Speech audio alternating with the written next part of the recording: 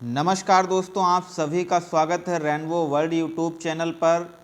आज एक आर्टिकल जो हम लेके आए हैं, problem of unemployment in India. जो समस्या है वो भारत में बेरोजगारी की समस्या को लेकर आज का जो आर्टिकल लेके आए हैं वेरी इम्पोर्टेंट है 2022 क्लास 12th के बोर्ड एग्ज़ाम के लिए। आज हम लोग इस पे चर्चा करेंगे कि अगर अनएम्प्लॉयमेंट पे आ जाता है, बेरोजगारी पर अगर हमारा ऐसे आ जाता है तो फिर किस प्रकार से हम लोगों को परीक्षा में लिखना है और पूरे के पूरे अंक हम लोगों को प्राप्त करने हैं। तो आज का टॉपिक जो रहेगा वो रहेगा कि problem of unemployment in India. इस पे हम लोग चर्चा करेंगे। देखते हैं, इसमें सबसे पहले बात करेंगे इंट्रोडक्शन, परिचय देखते हैं। दिया है इसमें कि there are many schools, colleges and universities in our country. अगर बात करें अपने देश में तो हमारे देश में बहुत सारे स्कूल हैं, कॉलेज हैं और यूनिवर्सिटी हैं। बहुत सारे हमारे देश में स्कूल, कॉलेज, यूनिवर्सिटी हैं। एवरी ईयर, प्रत्येक वर्ष, every year thousands of students pass out from there. प्रत्येक वर्ष की अगर बात की जाए तो फिर हजारों की संख्या में स्टूडेंट पास होते हैं, सफल होते हैं या उत्तीर्ण होते हैं। वट दिया है, यहाँ से देखेंगे वट से कि what on the other hand, लेकिन अगर हम दूसरी तरफ बात करें, the rate of unemployment in India. Rate का मतलब है दर, ऑफ अनएम्प्लॉयमेंट बेरोजगारी की दर, इन इंडिया भारत में, is increasing day by day. तो जो भारत में बेरोजगारी की दर है वो इंक्रीजिंग मतलब बढ़ती जा रही है, डे बाई डे, दिनों दिन। तो भारत में बेरोजगारी की जो दर है वो दिनों दिन बढ़ती जा रही है। This is becoming a major problem of our country. यह हमारे देश की एक बहुत बड़ी समस्या बनती जा रही है। एन आर्मी ऑफ अनएम्प्लॉयड, बेरोजगारों की एक फौज, इज अपेयरिंग, एक दिखाई दे रही है। जिस तरफ देखते हैं हम लोगों को उस तरफ बेरोजगारों की एक फौज दिखाई पड़ती है। बेरोजगारों की हर तरफ युवा बेरोजगार है, रोजगार की तलाश में है। इसी प्रकार इसके नीचे देखते हैं कि रीजन ऑफ अनएम्प्लॉयमेंट, जो बेरोजगारी का कारण है वो बेरोजगारी का कारण क्या है, इस पे चर्चा करेंगे। तो फिर इसमें दिया है कि there are many reasons behind it, इसके पीछे कई कारण हैं। जो बेरोजगारी है इसके पीछे कई कारण हैं। फर्स्टली, सबसे पहले हम लोग बात करेंगे वो देखते हैं कि क्या है कि our population is increasing at a high speed. Our population, क्या दिया है कि our population is increasing at a high speed. जो हमारी जनसंख्या है is increasing at a very high speed, बहुत तेजी से बढ़ रही है। आगे दिया है कि it is very difficult to provide jobs to everybody. It is very difficult, यह बहुत कठिन हो गया है या बहुत कठिन है। टू प्रोवाइड माने उपलब्ध कराना, जॉब्स माने नौकरी, टू एवरीबडी सभी को, यह बहुत ज़्यादा मुश्किल हो गया है कि सभी को नौकरी उपलब्ध कराई जाए। सेकेंडली की अगर बात करें हम, 2-3 नंबर पे बात करेंगे दूसरे नंबर पर, तो दूसरे नंबर पे क्या है कि our education system is also responsible for it. जो हमारी शिक्षा पद्धति है वो भी इसकी जिम्मेदार है। जो बेरोजगारी की समस्या है इसके प्रति रिस्पॉन्सिबल है हमारी एजुकेशन सिस्टम, जो हमारी शिक्षा पद्धति है। अच्छा, वो किस पर, जो मतलब जो हमारी एजुकेशन सिस्टम है वो हम लोग कैसे कह सकते हैं कि रिस्पॉन्सिबल है। तो आगे की लाइन में देखते हैं कि किस प्रकार से वो रिस्पॉन्सिबल है। लिखा है कि it is more bookish and less practical.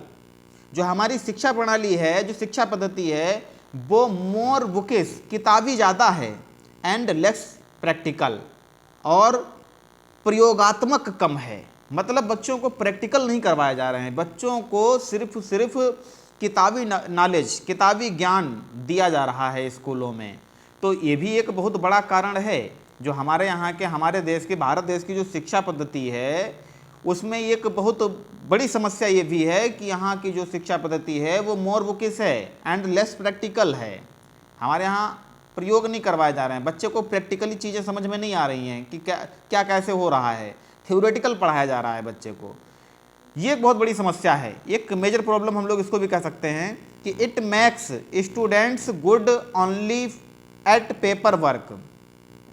जो ये बुकिश किताबी ज्ञान जो है, it makes students good only at paper work, या जो विद्यार्थियों को है सिर्फ पेपर वर्क करने के लिए ही अच्छा बनाती है। ये जो शिक्षा पद्धति है ये विद्यार्थी को पेपर वर्क करने के लिए ही अच्छा बनाती है। They do not become skilled, उनमें कौशल नहीं होता है, वो कुशल नहीं बन पाते हैं। एंड और सो, इसलिए they do not have the courage to start यहाँ से हैं देयर ऑन बिजनेस, इसलिए वे अपने खुद का कोई भी व्यवसाय नहीं शुरू कर सकते हैं, नहीं शुरू कर पाते हैं। मतलब उनमें साहस ही नहीं है। They do not have the courage, उनमें साहस नहीं है। काहे का साहस नहीं है? To start their own business, अपना खुद का कोई बिजनेस शुरू करने का साहस नहीं है विद्यार्थियों में। क्योंकि इतना देखो, खुद का बिजनेस शुरू करने के लिए वो स्किल होनी चाहिए, अपने भीतर वो स्किल होनी चाहिए कि जिस प्रकार से हम लोग अगर स्किल्ड हैं, हमें नॉलेज है, हमने चीज़ों को प्रैक्टिकली सीखा है, तब हम अपने बिजनेस को, अपना ऑन बिजनेस कोई भी शुरू कर सकते हैं। लेकिन बच्चे का, विद्यार्थी का वो साहस क्यों नहीं होता है? उसके पीछे का रीज़न है कि वो स्किल्ड नहीं है अभी। आगे देखते हैं इसमें क्या दिया है। दिया है कि if they do a business, अगर वो एक कोई भी बिजनेस करते भी हैं, अगर वो कोई एक व्यवसाय करते हैं, दे मोस्टली, वे ज़्यादातर फेल, असफल हो जाते हैं। अगर कोई विद्यार्थी करना भी चाहे बिजनेस, पहली बात तो उसकी हिम्मत नहीं होती है, साहस नहीं होता है, because they do not have the करेज। अगर वो बिजनेस शुरू भी कर देता है and become jobless again, business शुरू कर देता है तो फिर वो ज़्यादातर फेल हो जाता है अपने बिजनेस में, और फिर से जॉबलेस, नौकरी रहित, फिर से वो बेरोजगार हो जाता है, फिर से बेरोजगार हो जाता है। फिर इसमें देखेंगे आगे दिया है कि there are few options of vocational training in our schools and colleges. कह रहा है कि देयर आर फ्यू ऑप्शंस, हमारे यहाँ जो हैं बहुत कम ऑप्शन हैं, ऑफ वोकेशनल ट्रेनिंग, व्यावसायिक प्रशिक्षण। वोकेशनल ट्रेनिंग का मतलब है व्यावसायिक प्रशिक्षण। अगर हम व्यावसायिक प्रशिक्षण की बात करें तो in our colleges and schools and colleges, हमारे विद्यालय और जो कॉलेज हैं उनमें बहुत कम साधन उपलब्ध हैं। काहे के? व्यावसायिक प्रशिक्षण के। बहुत कम स्कूल हैं, बहुत कम कॉलेज हैं जहाँ पे व्यावसायिक प्रशिक्षण दिया जाता है। फिर देखते हैं कि दिया है India is an agricultural country, Bharat जो है वो एक कृषि प्रधान देश है, एक कृषि प्रधान देश भारत है। बट लेकिन दिस एग्रीकल्चरल वर्क, किंतु यह कृषि कार्य जो है इज सीजनल, मौसमी होता है। मतलब कि हमारे यहाँ की जो फसलें वगैरह बोई जाती हैं तो उनका एक मौसम होता है, ये सीजनल होते हैं। ठीक है, अब जैसे सर्दी चल रही है, गर्मी चल रही है, तो ये कोई फसल 6 महीने में हो रही है, कोई गन्ने की फसल 1 साल में हो रही है। तो इसमें होता क्या है कि फसल बोने के बाद में जो हमारे फार्मर लोग हैं वो ज़्यादातर उनके पास खाली समय रहता है। एक बार फसल को लगा दिया गया, खेत में पानी वगैरह लगा दिया गया, देख रेख करने के बाद में फिर होता क्या है कि बाकी का टाइम फसल पकने तक, जब तक फसल की कटाई नहीं शुरू होती है तब तक उनके पास समय होता है, और इस बीच में वो क्या करें, अब तो वो फ्री रहते हैं। What this agricultural work is seasonal, लेकिन ये जो कृषि कार्य है ये मौसमी होता है। कैसा होता है? सीजनल होता है, ये मौसमी होता है।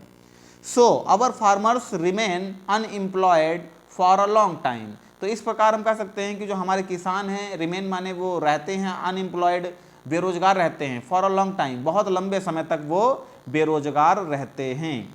तो इस प्रकार से हमने देखा यहाँ पर कि एक पैराग्राफ को हमने समाप्त कर लिया। इसके आगे देखेंगे, अब यहाँ से शुरू करते हैं।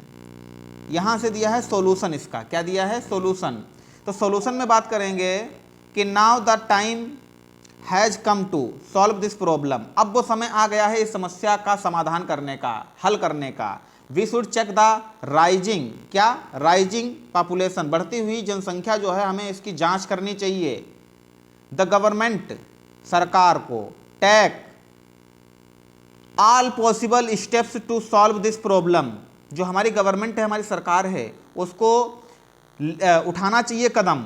ऑल पॉसिबल, जितना संभव हो सके उतने स्टेप, कदम उठाना चाहिए टू सॉल्व दिस प्रॉब्लम, इस समस्या को हल करने के लिए। हमारी गवर्नमेंट को इस समस्या का समाधान करने के लिए या समस्या को हल करने के लिए जितना पॉसिबल हो सकता है, जो पॉसिबल हो सकता है, वो कदम उठाना चाहिए।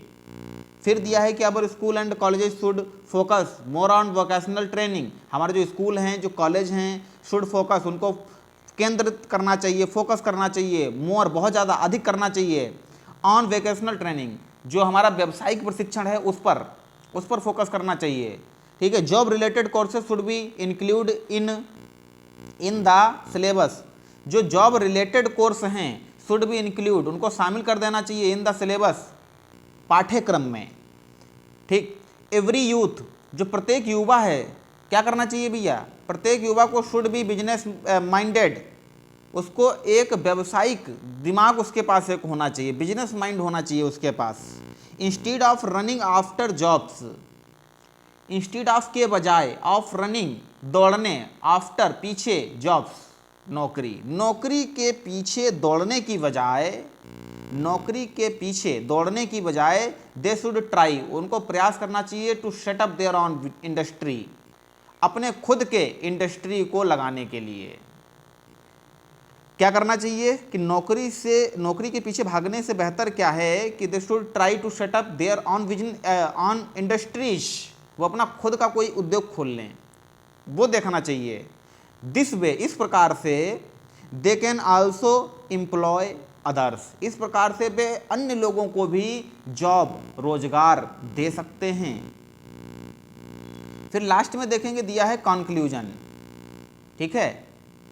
अगर अभी तक आपने चैनल को सब्सक्राइब नहीं किया है तो जल्दी से चैनल को सब्सक्राइब करके और इस वीडियो की लिंक को अपने सभी मित्रों को भेज दीजिए, ताकि आने वाली आगामी बोर्ड परीक्षा में आपके जो इंग्लिश का पेपर होने वाला है, उस इंग्लिश के पेपर में आप लोगों को किसी भी प्रकार की समस्या ना हो, क्योंकि इतनी इजी लैंग्वेज में आप लोगों को ये आर्टिकल यहाँ पे उपलब्ध कराया गया है। शायद इतनी इजी लैंग्वेज में आप लोगों को आर्टिकल नहीं इसमें मॉडल में दिया गया है। इस प्रकार से आप लोग बहुत ही इजी तरीके से, बहुत ही सरल तरीके से इस आर्टिकल को तैयार कर सकते हैं। आशा करता हूं कि अगर आप इस वीडियो को 2 से 3 बार अगर देख लेंगे तो फाइनली आप इस आर्टिकल को बोर्ड परीक्षा में छोड़कर नहीं आएंगे। आप यहां से पूरे के पूरे मार्क्स, जितने भी मार्क्स का आपका ये आर्टिकल आता है, आप पूरे मार्क्स यहां से गेन कर सकते हैं। इसलिए देर ना करिए, जल्दी से वीडियो को लाइक कर दीजिए, चैनल को सब्सक्राइब करके, और इस वीडियो के लिंक को अपने सभी मित्रों के पास भेज दीजिए। कंक्लूजन में बात करेंगे उपसंहार की। इसमें दिया है कि why the help of given above, why the help of given above, जो ऊपर दिया गया है उसकी मदद से, अबव पॉइंट्स, ऊपर दिए गए तथ्यों की मदद से, the problem of unemployment can be solved, जो बेरोजगारी की समस्या है उसको हल किया जा सकता है। With this India can also, इसके साथ India can also become an economically strong nation, इसके साथ अगर इसका समाधान कर दिया जाए तो इसके साथ क्या होगा कि भारत जो है, India can also become an economically strong nation, आर्थिक रूप से एक मजबूत देश बन जाएगा, भारत हो जाएगा। तो भारत एक आर्थिक रूप से मजबूत राष्ट्र बन जाएगा। Poverty can be eliminated from India, और जो गरीबी है वो भारत से विलुप्त हो सकती है। अगर इन जो ऊपर यहाँ पे तथ्य दिए गए हैं, अगर इन सारे तथ्यों का पालन कर लिया जाए, इस प्रकार से अगर इसका समाधान कर लिया जाए, तो फिर पॉसिबल है कि धीरे धीरे भारत से ये जो गरीबी है, बेरोजगारी की समस्या है, इन तमाम समस्याओं को लेकर इसका समाधान किया जा सकता है। और अगर इसका समाधान हो जाए तो उम्मीद करते हैं कि भारत से जो गरीबी है वो हमेशा हमेशा के लिए एलिमिनेटेड, लुप्त हो जाएगी, और भारत जो है एक आर्थिक रूप से बहुत ही मजबूत राष्ट्र बन जाएगा। ठीक है दोस्तों, इसी के साथ में मिलते हैं अगले आर्टिकल के साथ। तब तक के लिए जय हिंद, जय भारत।